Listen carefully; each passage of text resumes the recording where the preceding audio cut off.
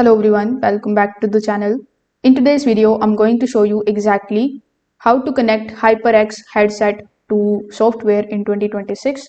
Now to begin with, most of the modern HyperX headsets, including the models like Cloud series, work with the HyperX Ingenuity for customization and controls. So first of all, you need to open Microsoft Store on your PC.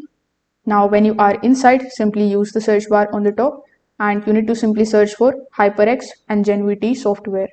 Now when you are able to find this particular software, click on the option of Get and you need to download and install this software on your PC.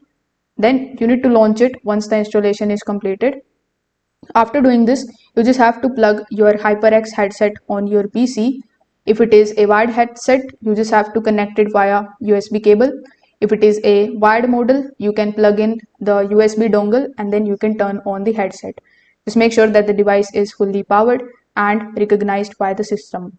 So once connected, you just have to basically open your Ingenuity software and the headset should appear automatically on the home screen. Now, if it doesn't show up automatically, you can simply disconnect and reconnect the device. Then you can restart the software.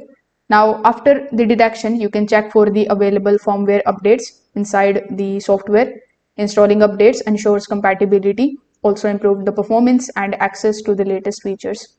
Afterwards, you can just simply use the software to adjust the headset settings.